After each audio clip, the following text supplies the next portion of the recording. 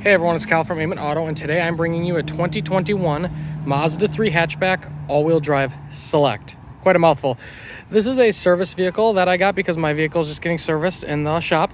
And so I thought this would be a wonderful opportunity to compare a 2021 Mazda Hatchback to a 2018 Mazda Hatchback, which is my personal vehicle, which I happen to have kind of fallen in love with for what it is. So this was fully redesigned. It's, like I said, it's a 2021 model year. This one has about 5,000 miles. And it was completely redesigned for 2019 and up. So this is obviously the hatchback. This does have the 18-inch wheels, which comes on the Select trim. This does have full LED lighting. You can see right there the LED lights, the full LEDs in the front, and this very sleek, good-looking, what I consider good-looking front end. I think this car definitely has a premium vibe to it. You can see how nice the blinker looks right there. So going around to the hatchback portion of the vehicle, I'm going to talk about what I think is possibly the most controversial, but also not controversial opinion, and that is how this back end just kind of looks bulbousy and frumpy, mainly because of this massive, massive black hunk of metal in the roof line. I don't know how else to put it. The internet actually seems to agree on something for once. It's very rare that this doesn't look quite right. I don't think this car as a whole looks bad. I think this and up looks very good. This looks awkward. I do like how steeply raked it is. Now, that's not great for cargo volume, but it does look kind of neat. As long as the spoiler looks very neat as well. Just doesn't sit right with me, though. These 18-inch wheels, they're essentially what are on my 2018. I believe they actually might be the exact same. If not, you could have fooled me. They look very nice on this car. Again, all black, just fits the car. Has this cool little side skirt there. Just adds a very sporty appearance to this vehicle. Coming around back, you can see these blinkers slash hazard lights here. Just 4 little dot LEDs. I think they're cool. They're so simple, and you wouldn't think it looks good, but I actually think that's a very premium look right here. Just from this view right here, this looks like a much more expensive vehicle than it is. This car starts at 22 grand. This one, as equipped, is about 27.5, I believe, give or take $500. So I think this is a very nice view. You do got the dual exhaust. This does have a 2.5 liter Skyactiv engine, same as my 2018, and about 200 horsepower. I think it's 190. It goes pretty good. I think the dual exhaust is very fitting for a hatchback like this. It's not quite a hot hatch, but it's, a warm hatch, as some people like to say. This is where I like the 2018 much more, and I cannot emphasize that enough. As someone who just dropped off my 2018, this cargo area just seems so much less useful. It's very large. It's 20.1 cubic feet, which is about 1 cubic feet less than a 2018, but it sure feels like it's less. And I say that because of this harsh swooping roofline. It'll crush a little bit taller objects, and because that's just the smallest slit for a hatchback I've ever seen. My dog cannot get his head up through there. He can't jump through it. My old Mazda, he can jump right through to the front if he wants. Some people may say it's a bad thing, but it's just so much more smaller, makes it just feel much more claustrophobic in here. This is a very big cargo area. I'm not trying to take away from that. It's more than most sedans have, actually all sedans that I can think of. But it doesn't feel as usable as a hatchback should. It almost makes you wonder why not just get the sedan then, because I personally think it looks a little better, because it just looks awkward to me. It does have a couple nice premium touches for a compact car. You got LED lights. This cover does have a nice metal accented, that's metal, rear badge. I think that looks very nice. A nice little branding there. And of course, you just grab these levers right there, and the back seats fold down. No latches back here, electric to power back. I wouldn't expect that at this price. A little bit of a surprise. You press this button and lock it, and then shut the hatch and walk away. So you go to grab your groceries, you hit the button, your car's locked as you walk away. Saves an extra step of having to manually lock your car. I think that's a nice touch. Let's jump into the back of the Mazda 3 hatch and see how the passenger comfort is.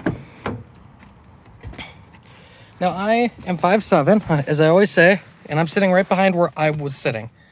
And I gotta say, I'm very pleasantly surprised with the space. I got 5-6 inches possibly, and that is very good for a compact car. You could be 6 foot tall and sit back here and be probably pretty comfortable for a few hour drive. I wouldn't be surprised. Headroom. Also excellent, because as you can see, this line here, the roof line stays pretty high until the very end. So headroom is excellent. I probably got about 4 inches above my head. So you can be a tall person and be comfortable in the back seat if that's important to you. In terms of amenities, there are none. It's just a Select. Like I said, this is priced around $27,500. So you got no air vents, no USB ports, no rear heated seats, only one map pocket. You do have the center fold down armrest with 2 cup holders. That's pretty standard stuff these days. You do got leather seats though, which is nice. The door does look very nice. This is all leather lined. You got this nice silver line right here that cuts right into the door handle. Nice design touch. This is rubber, nothing too fancy, but it is comfortable. Look how high up my arm sits. It's just very claustrophobic in here. I don't understand why Mazda did not use the hatchback to enhance the greenhouse in this car. Could have been so much brighter.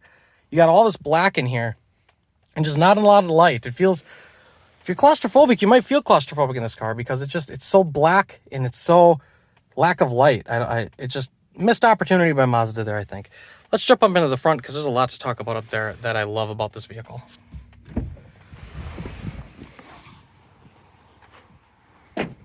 So jumping into the front, I do want to talk about this door panel, as I so much like to do. This one does look very nice. This is all leather, leather, leather, leather. So it's just kind of a big waft of leather from right here. You do got the same design as in the back, of course. The silver accent line in the door handle. I think it looks very nice. It is just plastic. That's not metal. You do got the speaker grill. If you had the premium sound package, this would actually be metal, and it looks very nice. But on near base model, you just get the plastic, which is okay. Down here, it's all scratchy plastic. Would expect nothing less this price. I do love these swooping door and window controls with the chrome accent on top. Gives it a nice premium feel. These feel very tactile and clicky. Feels very nice. Let's jump on inside.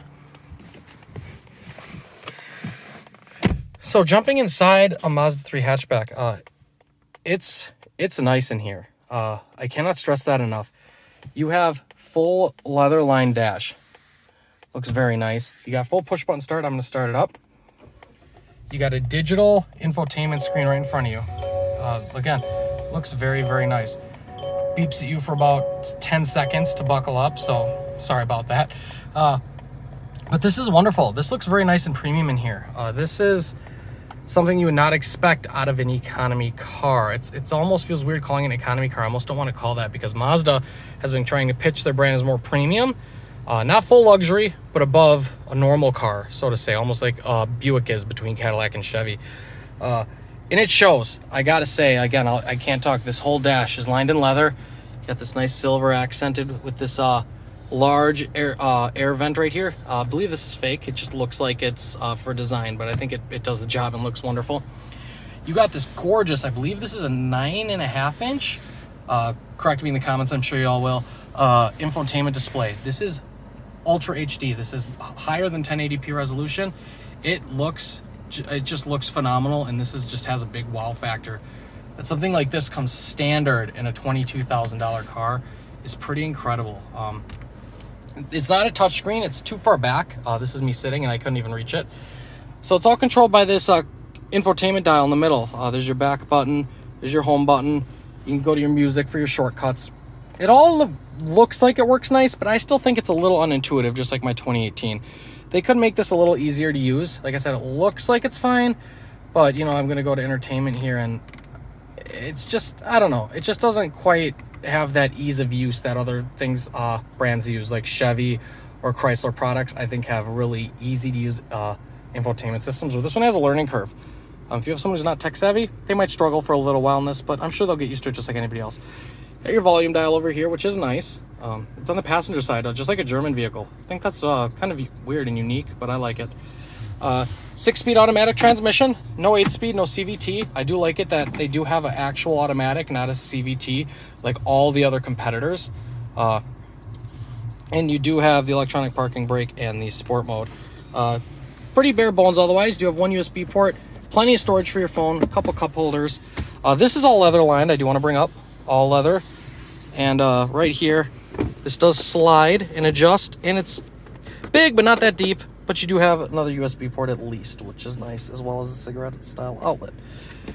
This does adjust as well, so people of all heights can comfortably rest your arm wherever you need to sit.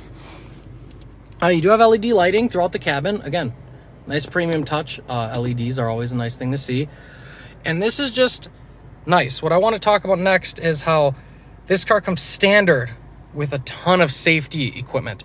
This is why I've gotten so frustrated with The American manufacturers, GM is very guilty in particular, and the Germans, they still, you can go buy a $50,000 Audi and it does not come with adaptive cruise control. It does not come with lane keep assist. It does not come with blind spot monitoring.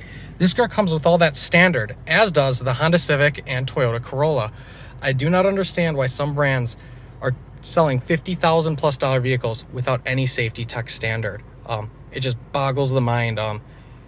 In my opinion, safety should not be an option, and Mazda definitely agrees with that.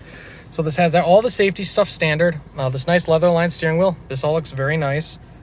These metal accented buttons, it looks like metal, they're plastic, but it looks really nice. That's your cruise control. These are blanks. You got your info right here, which you can just toggle through that on what you want. So I like the digital, but if you want, you can have just a nice analog tach. Speaking of the tach, this is the 2.5 liter. Again, 0 to 60 in about 7 seconds. Now, there is a 2-liter turbo available for this car. It's a very expensive option. Gives you about 250 horsepower. That makes this car very quick. If you want to go fast, that's the model to get.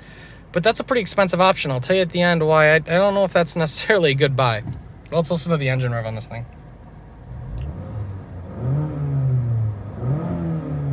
Sounds pretty good. It's the same engine as my 2018, so wouldn't expect anything less. It sounds good for what it is.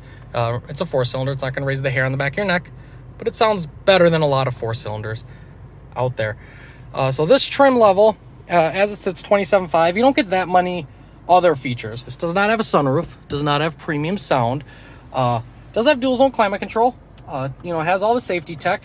It has, big radio, a beautiful display, of course, by law. It does have the backup camera. No trajectory, though. That is something that is a little bit missed. And I don't understand why. You can see right here, the screen is huge, but it would have been cool if that could have been a widescreen display. I think that was a missed opportunity by Mazda to offer a unique feature. Otherwise, I think there's a lot in here to like. If you put an Audi or BMW badge on this, and you told me it was their entry-level $35,000-$40,000 car, I would believe you. Again, the only thing I don't like is I wish there's some contrasting stitching. Mazda does have a red leather interior. That's the one I'd get all day because it's just a little drab and dark in here. But everything you touch is high quality, and it just comes off as a very premium car, which again is what Mazda's trying to be these days. Let me step outside, give my overall thoughts and impressions on the car, and tell you why I think this is probably the model to buy. I'll let you guys know. And one more thing I want to tell you guys about the driving experience. This car does drive very nice. It drives very smooth. It's a brand new car. It should. It drives almost a little worse than my 2018. That's not to say this drives bad. I want to highlight this drives very, very nice. But remember, for this year, they switched to a torsion beam in the back. So when you go over bumps at a high speed, let's say you're in a turn and the back end hits a bump, you're going to feel that. It gets a little more unsettled versus the 2018 model. I actually noticed that going through a roundabout. I've only driven this about 60 miles. It is a loaner. But I've already noticed. So it depends. If you want all-wheel drive and a turbo, you should get the new one. But the old one is a little more spirited and definitely a lot more affordable, obviously, because it's a used car. So this one's $27,500 roughly. The new one with the turbo, all-wheel drive, you can deck it out with the premium sound. These cars can hit $35,000. That's way too expensive for a Mazda 3. I don't care what it does. That's too much money. And I think at that price, I don't know why you're looking at a compact car. Most people look at compact cars to save money. That's why they're looking at them for 80% of buyers. And if you're in that 80% of buyers camp, stick to the under 30,000. There's a lot to like here. Sound system sounds fine. It's not great, but it's not bad. You got all the safety tech you could want. You have your all-wheel drive if you live in the north and need winter. You get your snow. It drives great. You got your full LED lights. There's not more you could really want. It has everything you need. A couple surprises and nothing you don't, which I think at $27,000, man, this is a lot to like. And it proves you could still get good quality transportation. Everyone complains how expensive vehicles have gotten. Well, there's cars out there like this. You can get your all-wheel drive with your cargo capacity, with your good fuel economy, and be well under $30,000. And I think that's a commendable thing by Mazda. Well, guys, this is the 2021 Mazda 3 hatchback. If you have any questions, please leave a comment down below. I'm going to have this for about a week, so I'll be free to answer any of your questions on what you guys have. We'll kind of discover it together. And please leave a video a like. It really helps out the channel. And subscribe if you really like it. That really helps the channel. Thanks, guys. Catch you in the next one. Peace out.